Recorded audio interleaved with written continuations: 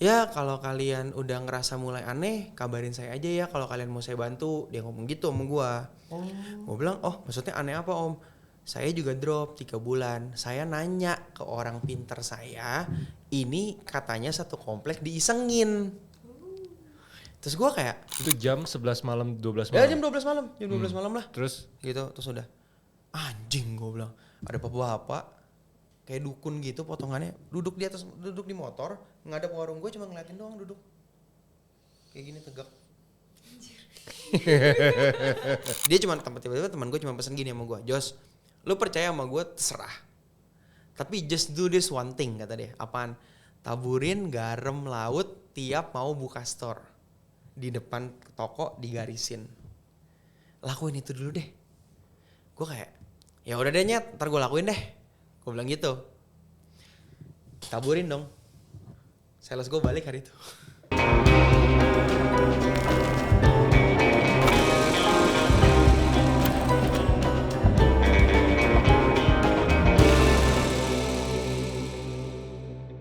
Oke, Menarik. Oke, lu kan lari ke kopi ya? Iya. Gue tahu nih mau kemana. Bicara gue nih. Gue tahu nih mau kemana. Gue buka sekarang handphone gue. Ada contekan banyak berkaitan sama kopi. Lanjut Pak. Kopi santet sang pengkarya. Buset. Karya apaan? Ups and downs lu di dunia kopi apa sih? Ups and downs-nya apa ya?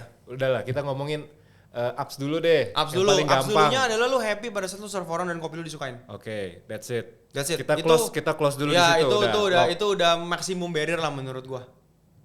Feel-nya beda banget ya kalau ketika orang udah happy sama kopi. Udah beda. Lu mau nggak dibayar pun, udah lu minum Iya, aja. udah lu pasti akan kasih free kok. Lu Iya. dapat cappuccino. Gila nih cappuccino enak banget, Jos. Oke, gue bikinin lu atau lagi. Udah simple, udah Iya. that's it. Itu udah titik. Down-nya adalah ya gue kena gituan udah. Santet. Bukan, gue nggak bisa bilang santet sih, Mike. Tunggu. Kita kecepatan. Oh, iya. Kecepatan. Timeline-nya kecepatan. Biar penasaran nih. Apa Oke, nih? kapan lu pertama kali buka store buat coffee shop? 2016. Anjir ini gue lama banget nungguin kopi santet ini, gue pengen buruan. Sabar. Iya, Itu kopi santetnya kan. Ya, udah pengen cerot nih. Nah, dari 2016 itu lu buka store di? Di Sunter dekat rumah gua. Nah, itu Oh bisa itu ceritain nggak? bagus, itu bagus. Jadi saat itu kita menempati satu tempat yang menurut gue strategis banget. Karena jujur aja, sorry, gue kan belajar kopinya kan di Melbourne ya sebenarnya. Oke. Di Sydney, sorry. Di Sydney itu kan kita kan neighborhood coffee shop itu satu hal yang sangat amat asik sebenarnya. Yes. Karena lu cukup mengandalkan market yang sekitaran lu aja. Nah saat itu gue buka di Sunter. Banyak gak sih orang yang bilang sama gue kayak lu gila lu buka di Sunter, siapa yang mau minum segala macam gitu-gitu. Gue mikir ya juga ya karena Sunter kan konsepnya kan kopi ya kopi tiam. Ya. Kopi itu kopi tubruk sama pisang goreng. Siapa sih yang mau minum specialty coffee? Siapa sih yang peduli sama lu bikin filter? Beans Honduras lah, beans Kenya, ya elah, nyet, nggak ada yang peduli. Temen gue banyak banget yang ngomong kayak gitu sama gue. Cuman gue dikuatkan sama teman-teman dekat gue yang emang dia chip in, dia bilang bisa lah kita lah. Karena basic kita saat itu kita tuh teman dekat dari dulu. Dan kebetulan memang dari teman dekat kita berenam ini. Calvin salah satunya ya? Bukan. Oh bukan. Calvin tuh cuman customer doang. Oh, Calvin customer. Calvin yang bilang katanya dia mau belajar buat kopi sampai ke Sunter, bla bla. Ini tempat dia. Iya. Oh, relate semua Cocok ya. Cocok. Saya Shifu. Enggak lah. Oh, Gua cuman orang yang beruntung di momen yang tepat untuk main kopi. Jadi basically saat itu kan era di mana specialty baru masuk ke Indo. Jadi kita berkenalan lah, gue berkenalan dengan banyak owner coffee shop yang dimana sekarang mereka udah pada jadi legend. Gue cuman kayak, wah gila ya keren banget ya mereka bisnisnya sustain 7 tahun, 8 tahun. Kayak ya mereka temen seprofesional gue yang basically gue admire. Oke. How they keep doing the coffee things until now. Jadi kalau gue saat itu ya udah gue dapat kesempatan, kebetulan memang dari circle pertemanan gue ini adalah 2 orang yang memang secara financial ekonomi orang kaya. Dia bantu, yaudah yuk, ayo kita gerakin mesinnya. Ayo supaya kita punya tempat nongkrong sebenarnya tujuannya. Tujuannya tuh basically karena kita mau punya tempat supaya kita kalau nongkrong, kita tuh ada tempat, kita nggak usah nongkrong tempat lain. Oke. Dicarilah spesialitasnya apa nih yang kita bisa. Oh ternyata bisa bikin kopi. Oh ternyata pada saat mereka tahu gue bisa bikin kopi, gue bisa ngajarin ke teman-teman gue yang lain. Oh bisa nih, oh yaudah kita bertiga ada 3 orang bisa bikin kopi, kenapa kita nggak bikin coffee shop saat itu? Udah kita bikin, ternyata kaget gue, market orang Jakarta Utara tuh bisa nerima. Masuk lah ya. Masuk dan ternyata seumuran gue saat itu marketnya. Jadi mungkin kalau sekarang tuh orang-orang berumur 30 sampai 40-an lah. Karena itu kan udah hampir anjir 2016 udah hampir 10 tahun yang lalu ya. Yes, Iya. almost. Cepet banget ya. 8 tahun. Iya 8 tahun loh. Jadi di momen itu ya kita semua era-era freelance lagi naik daun, semua kerja remote, tiba-tiba wah ada coffee shop ya di Sunter ya. Akhirnya tempat gue itu jadi tempat orang kerja sekaligus ngopi. Saat itu Marketnya lah. Marketnya gue kedapet karena gue di lingkungan komplek perumahan. Saat itu gue dijepit sama 1, 2, 4 komplek perumahan. Namanya apa sih? Namanya Bor Coffee dulu, BOR di Sunter. Nah salah satu customer gue tuh Calvin. Bor Coffee. Ya pasti lu kurang gitu tau lah soalnya udah lama banget sih. Gue pernah diajak sama Afat soalnya, tapi gak tahu deh Afat ngajak gue ke tempat. Oh Afat mungkin kayaknya pernah ngomong sama gua kayaknya pernah ke tempat itu tapi Afat mungkin belum kenal sama gua. Saat itu kan gua masih belum into banget ke wedding kan. Oke. Ya pokoknya intinya gua bikin coffee shop itu berjalan. We really have a great 3 years. Kayak bener-bener having 3 tahun itu a bless lah, maksudnya sebagai coffee brewer. Gue gak pernah bilang gue sebagai coffee shop owner ya, gue sebagai coffee brewer. Gue cuma tukang bikin kopi kok. Gue cuma kalibrasi mesin, gue cuma nyalain mesin, gue bisa bikin kopi. Latte art gue biasa-biasa aja, yang penting kopi gue enak, sesimpel itu. Ya barulah kalau mau langsung to the point tahun keempat. Sales gue drop 95%. Tunggu bentar, jadi gue penasaran. Dari tahun pertama sampai tahun keempat itu berarti sebenarnya bagus penjualannya. Growing Dia banget. growing banget. Growing banget. Sampai banget. Calvin aja tuh belajar banget sama lu ya. Enggak lah. Tapi Calvin bilang kayak gitu, belajar sama temen gue setiap hari ke tempat dia gitu. Ya itu temennya gue berarti. Iya bener. Iya karena Calvin tetangga gue. Oh lu maha guru jadinya di Enggak, kopi ya. Maha guru lah coy. Salah satu expertise. Ya bisa dibilang expertise, tapi sekarang cuma jadi tukang kopi buat istri doang tiap hari. Alah merendah bangke. Iyalah. Bini gue cuman naruh gelas di meja kopi gue. Iya tiap hari gue kayak gitu sekarang. Kalau nggak jam 11 nih gue udah tahu nih bini gue udah kerja. Bini gue kan kerja di rumah. Dia udah kerja, dia nggak usah ngomong apa-apa, gue udah tahu. Gue nyeduh langsung buat dia. Kalau nggak dibuatin nggak dapat jatah Ya makan nggak dapat jatah jajan iya, makan kan jajan pergi jalan-jalan gitu kan. Soalnya bini Nyapu gue yang bayarin terus. gue. Bini gue maksudnya itu kan. Iya. Ya kayak gitu sih. Positif orangnya ya. Positif. Luar biasa ya. Positif. Cepet ya. Kreatif nih. Gitu. Ya pokoknya gue Jadi di tahun keempat. tahun keempat itu gue kena financially trouble lah. Bukan gue pribadi, tapi secara The Bor Coffee itu. the business kena financially trouble. Saat itu tuh kan 2019 itu menuju 2020 kan era di mana kopi susu lagi naik daun ya. Nah, those kind of apa sih janji jiwa. Apa sih kulo tuh. Aren-aren lah. Kopi kekinian lah, kopi-kopi aren 18.000 lah tuh. Yeah. Oke. Gue inget banget awal tahun itu tiba-tiba pas kita rekap sales teman gue kaget, cuy kok cuma segini ya. Gue kayak anjir iya juga. Dari kita sebut angka deh, dari 1 hari 3 juta gue cuma dapat 1 hari jadi 90.000. Gila 3 juta. Interesting banget ya Rane. Lumayan 3 juta ke 90.000. Itu sih gila sih. Terus apa yang di otak lu Nah muncul? di otak gue yang muncul itu saat itu gue pikir gue kena gebok kopi-kopi susu. Ya Sekitar. wajar dong karena kan mereka kan massively buka kan. Yeah. Gue kayak ya kita kegebok lah guys, ya udahlah yuk kita thinking positif aja. Ayo gimana nih kita catch up dengan market itu. Karena saat itu kan Gojek itu belum melegenda loh. 2019 kayak seingat gue 2018-19 tuh Gojek tuh baru masuk ke GoFood. Yang kita apa-apa order masih mesti manual, inget gak sih? Ya kan yang kan masih mesti manual kan. Belum ada tuh kayak sekarang yang bisa bikin promo di Gojek, belum ada, maksudnya kayak lu nggak usah punya store tapi bisa jualan. Kalau dulu kan masih susah kan.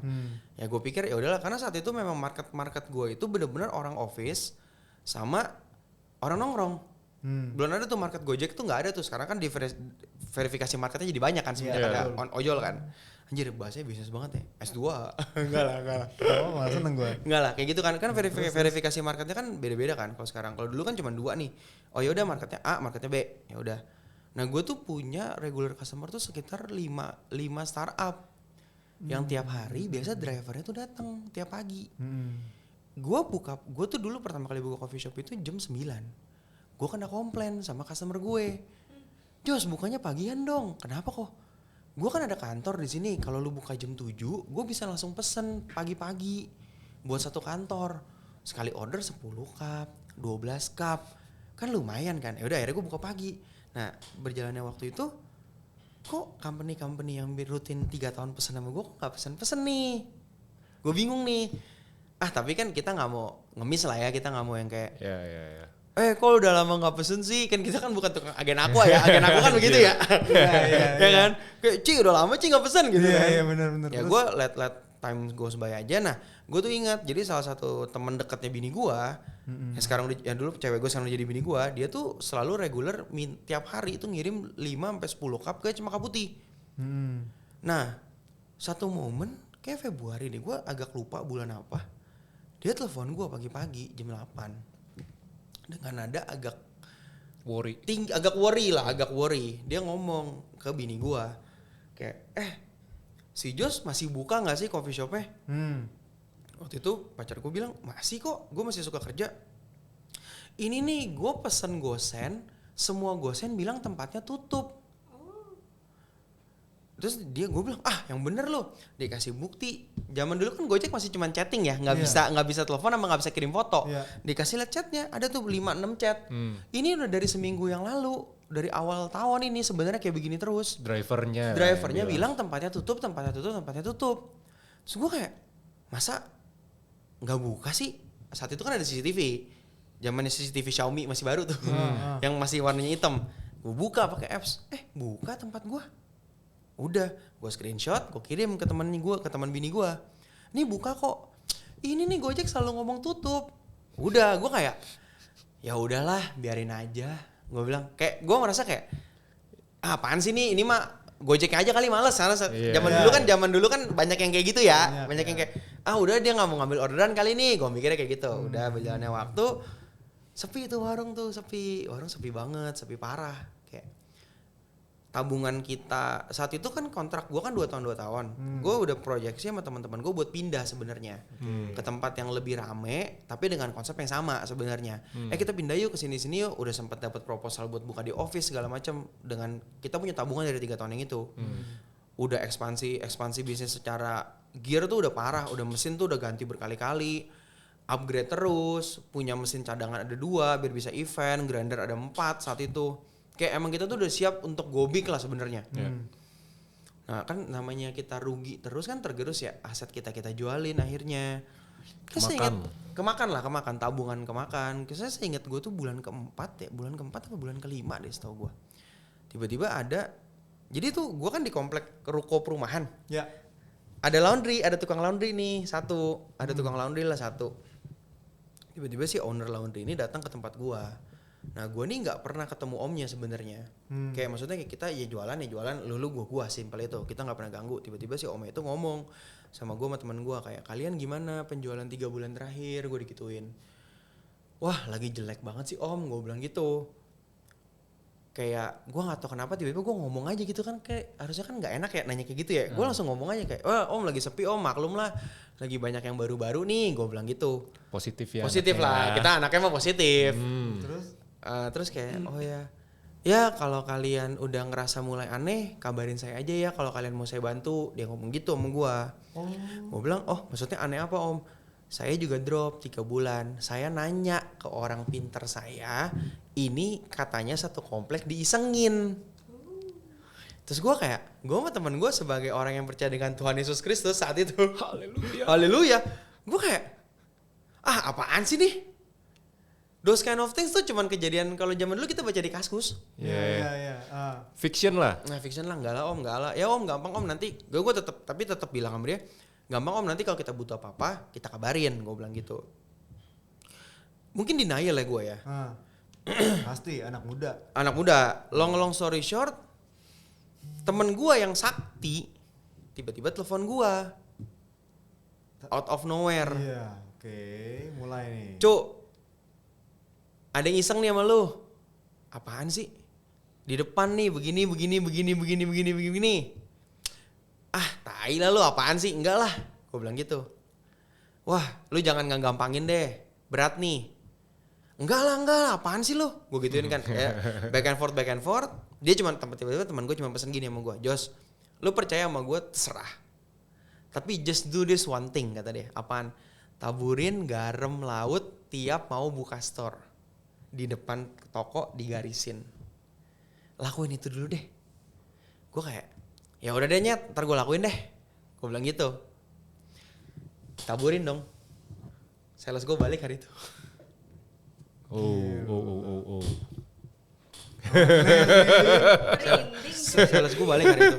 Kalau kata orang kalau merinding bener. Iya kan? Gue taburin, sales gue balik hari itu.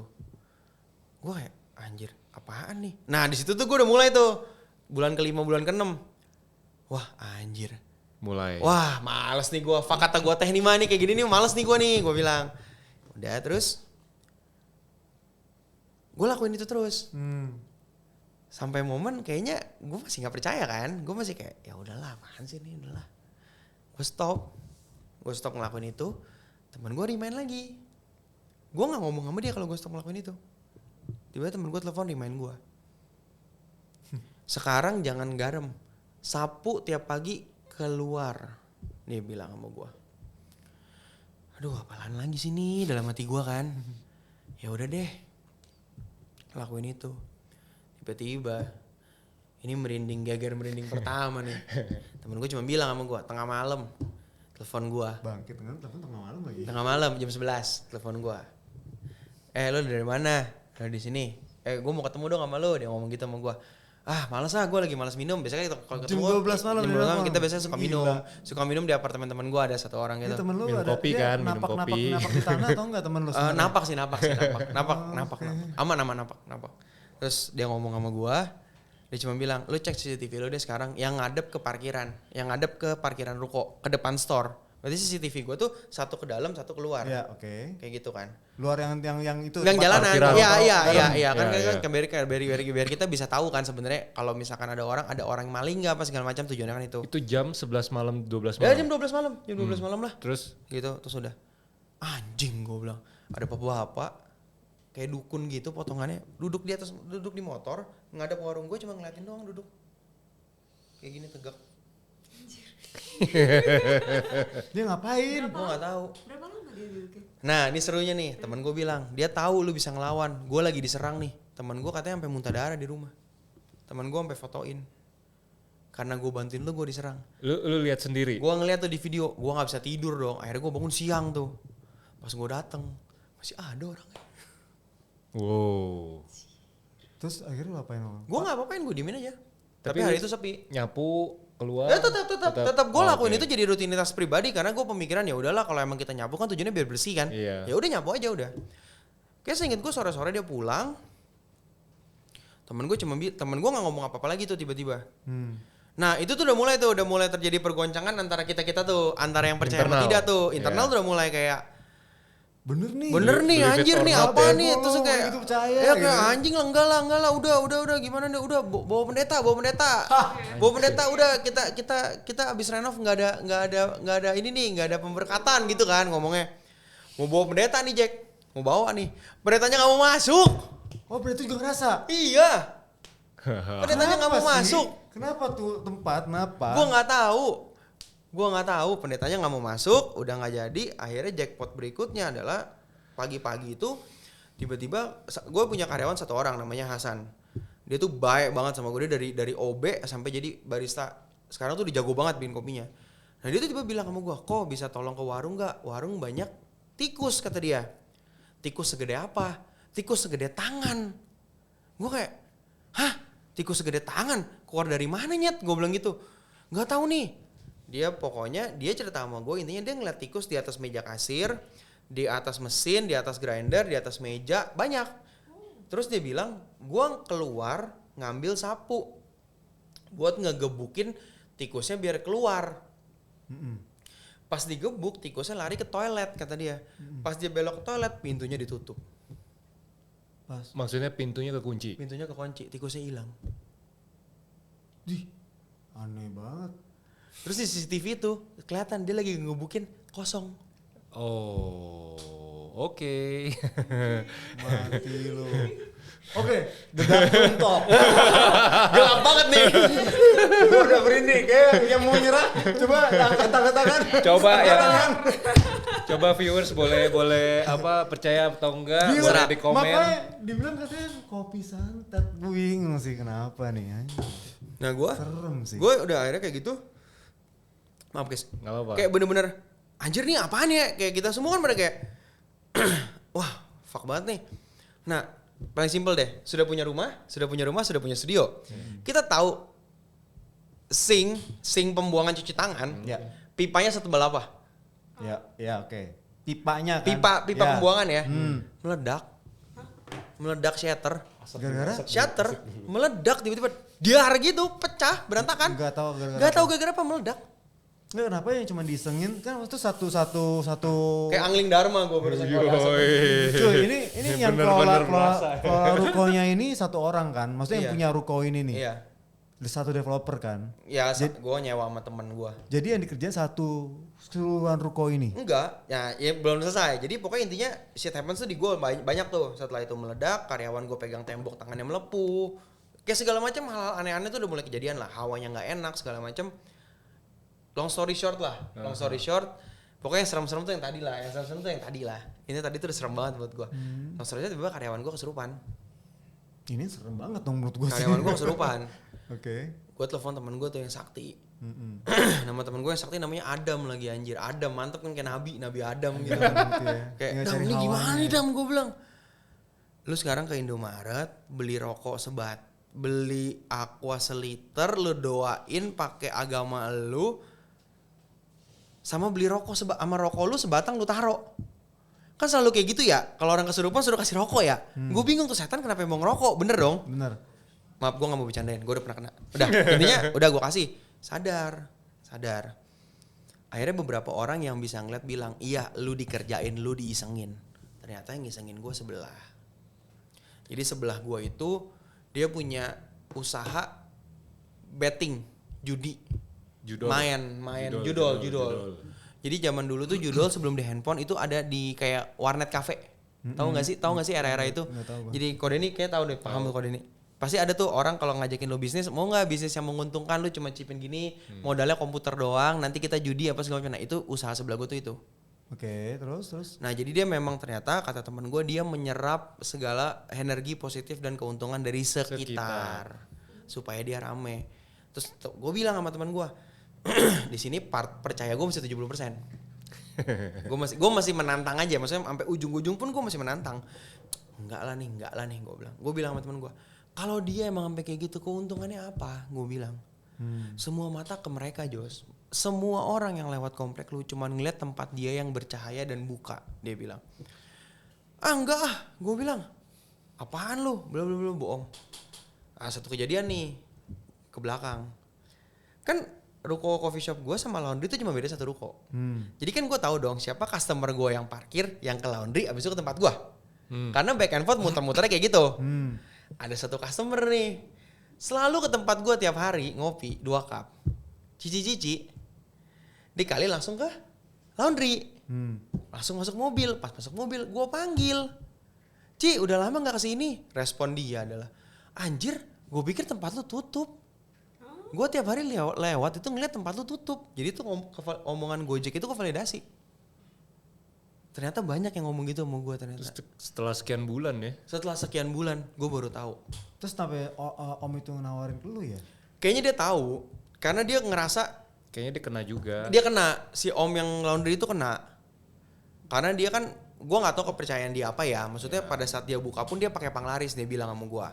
Karena biasa kan orang Indonesia kan kalau usaha kan pakai panglaris lah. Biar orang bisa tahu dulu abis itu udah kan.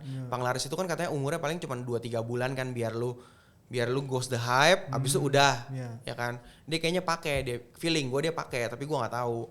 Oke, sorry, tunggu. Ini jadi si om ini yang nawarin lo itu? Dia cuma ngomong sama gue kayak lu butuh bantuan nggak? Yang jahat itu yang mana nih? Yang sebelah gue, bukan dia. Sebelah jadi kanan gue. Ini lu sebelahnya yang jahat, ini jahat. Iya, ini jahat, laundry. Ini laundry sini. Oh, laundry.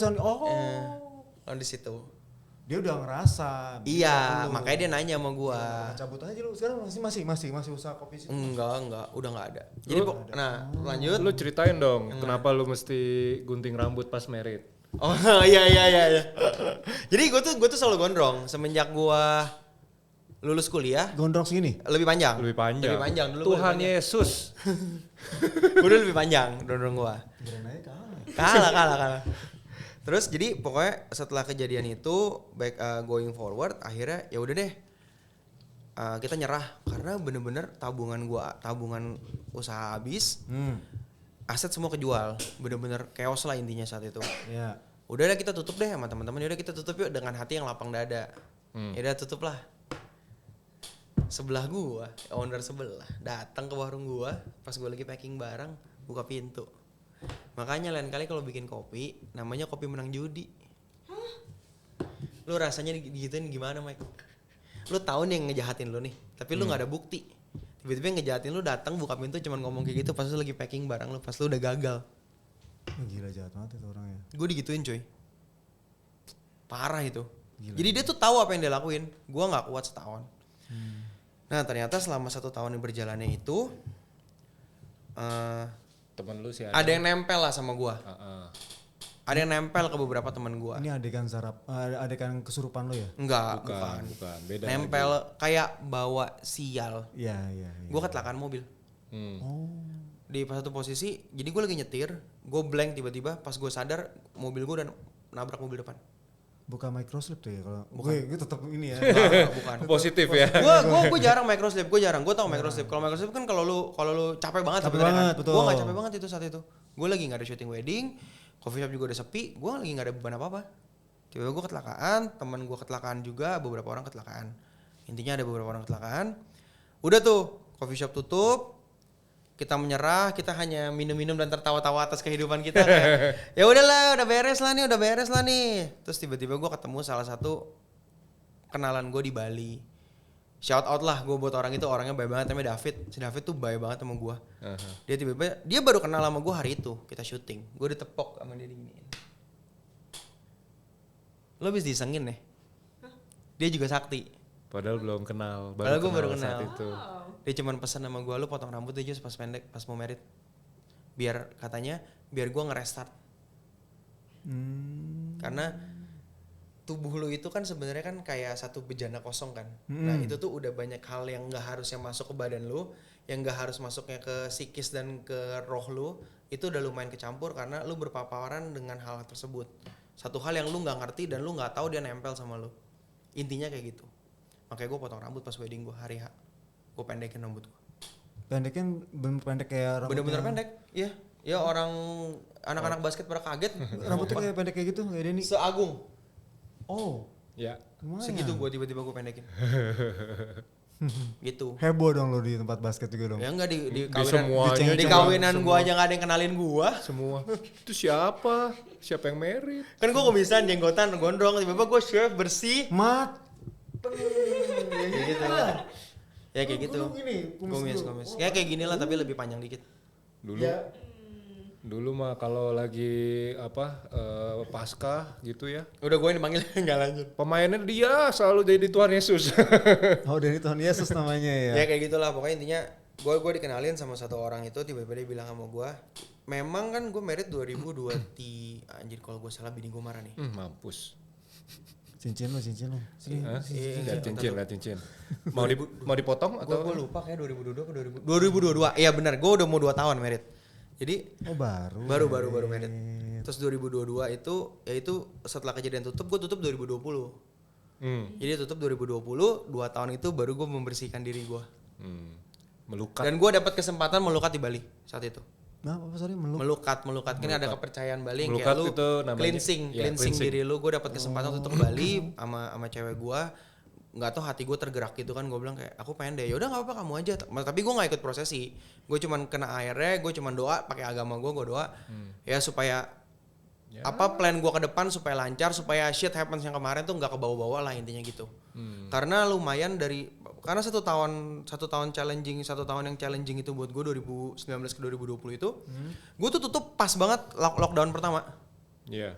Tuhan tuh masih baik lah bahasa kasarnya ya, masih baik. Gue nggak ngerasain lockdown berikutnya, nggak ngerasain itu, tapi gue bener-bener hancur pas mau covid, gitu, hancur. Itu parah Mike, gue hancurnya itu anjir, dari harusnya bagi-bagi duit mungkin satu orang dari 200-300 juta jadi cuman 3 juta. Ya itu gue salah satu orang yang ngerasain susahnya berbisnis di Indonesia. Makanya sampai hari ini banyak orang ngajakin gue kayak, Jus bikin kopi yuk. Nggak dulu deh. Gue masih takut soalnya. Trauma. Gue lumayan trauma sama itu. Karena lu ngelawan sesuatu yang lu nggak lihat. Iya. Yang lu nggak, even lu nggak tahu cara ngelawannya. Lu kalau misalkan mau ayo ribut deh. Iya, maksud gua kalau lu bentuknya manusia dan lu memang manusia, ya ayo. Tapi kalau ini kan gua nggak berani menantang juga gitu loh. Lu nggak kenal soal ini apa. Iya, ini apa? Ini apa sih ini pertarungan apa ini di sini gitu loh. Gue cuma jadi collateral damage aja gitu loh, kayak ya tiba-tiba anjlok segala macam. Oh itu parah, Mike. Wah itu banyak banget hal aneh tuh, banyak banget. Gue kode ini mungkin lebih tahu, gue pernah dia pas makan sama gue sampai kayak anjir Jos, gue pikir ini cuma di film. Masih lah banyak banget detail yang bisa ini. Aduh, itu kurang lebihnya tuh ya. Itu kurang lebih, itu kurang garis lebih. besar lah. Itu garis besarnya kayak gitulah. Pokoknya itu benar-benar mengganggunya tuh mengganggu segala lini, Mike. Segala lini. Sampai kehidupan lu juga Iya. kena lah. Iyalah Kena. pastilah itu ya. Kena. Capek banget tuh. Capek banget. Karena lu berurusan dengan sesuatu yang lu nggak tahu. Iya. Lu nggak tahu how to handle it. Lu nggak tahu how to gimana menanggulanginya, kan lu nggak tahu sama sekali. Kayak gue mesti ngapain ya? Gitu loh. Kayak kalau lu dapat masalah sekarang, kita secara personal, secara diri Bahas. kita bisa ngobrol sama pasangan, kita bisa ngobrol ke psikolog, kita bisa butuh obat, kita bisa, gua kayak ketuker deh, psikiater pakai obat, Psikiater pakai obat. pakai obat yang dulu ke psikiater, atau lu ngomong ke orang tua lu. Ini kita ngobrol ke siapa? Pemuka agama kagak mau dateng, Belum tentu bisa handle. belum tentu bisa handle juga. Ya just shit happens in 1 year aja. Kayak bener-bener gua kayak, wah udahlah. Ya itu untungnya skill bikin kopinya nggak hilang. Oke. Nah kalau setelah sekian lama ini lu dengan di dunia foto video ini dibandingkan dengan kopi, Ya. lu lebih prefer Mana? bisnis yang mana? Nah, itu pertanyaan gue juga tuh. Persis bagus. Kalau bisa sih dua-duanya. Tapi Paralel. Paralel. Kalau nggak bisa video lah, mungkin foto video. Oh lu lebih tertarik situ. Dan itu udah stage foto. Enggak lah, tetap wedding lah. Wedding, wedding tetap wedding. Tetap soul dia masih ada dapat di situ Iya, sih. gue masih punya hati. Gue selalu punya hati untuk weddings. Gue suka weddings. Terus kesempatan untuk terus berkembang di wedding banyak, menurut gue. Dan kalau ngomong bisnis kopi itu, it's more like satisfaction gak sih? Kayak pengakuan. Kalau menurut gue, kayak lu bikin kopi enak, orang inget lu. Oh berarti ini sekarang ini Ren, berarti sisi idealis dia itu adalah di kopi. Iya. Nah, kayak lu, kalau lu tadi fotografi. Iya, Iya. benar-benar. Ya. Ya, gue idealis Dia di kopi. buat cari duitnya di videografi Iya. wedding. Gue idealis di kopi. Oke, nice. Berarti emang kita harus menjawabnya itu sebagai kopi santet ya. Enggak anjir. Enggak, jangan ntar orangnya dengar Ini tiba-tiba. mungkin ada teman-teman kita yang nonton nih, apa juga ada yang anak-anak kopi juga yang kena santet, boleh ya komen juga di Saya nggak bisa bantu, tapi teman saya mungkin bisa gitu. Jadi bisa hubungi dengan ke Bapak Iya. Jos, mungkin dia bisa bantu. Ya itu salah satu hal yang lucu sih, yang buat gue dalam hidup gue tuh kayak satu hal yang bisa gue ketawain sekarang. Sekarang. Iya kalau dulu kan enggak lah. Stres. Iya Dulu stres stress kan. out, Sama sekarang kayak udah lewat fasenya. coy. Maksudnya udah lewat, sama kayak kalau kita kecelakaan mobil aja kalau gue mikir ya. Iya.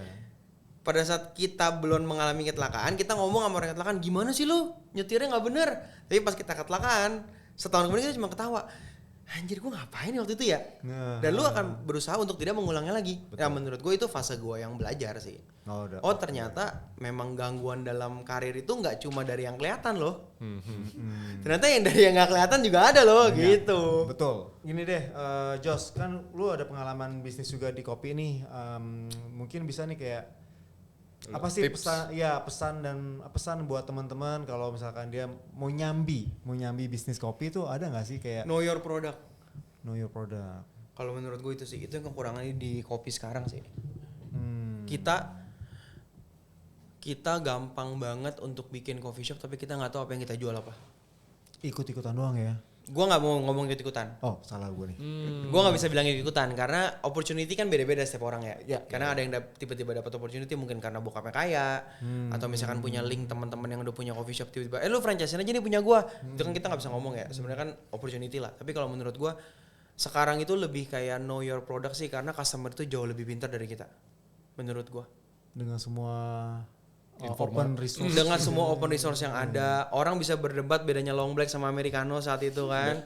Tiba-tiba ada si cold brew. Jadi long black sama americano bedanya apa? Sama-sama kopi hitam. Sama-sama kopi hitam. Ya nggak tahu sih. Nah, itu perdebatan itu aja. Itu beda negara, beda bahasan tuh. Iya. Ya. Kalau kita kiblatnya Australian coffee, long black itu adalah espresso yang dipanjangin. Oke.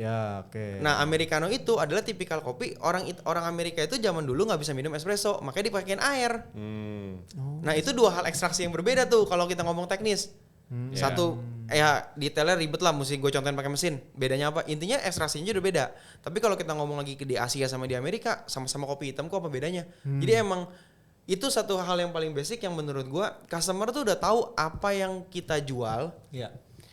Customer tuh kadang-kadang cuma ngetes aja lu jago apa. Pengen tahu aja. Tahu aja, bener. Sama kayak misalkan kayak Iren punya studio nih misalkan. Pasti ada lah customer rese lah. Gue gak ngomong rese, yang pinter banget.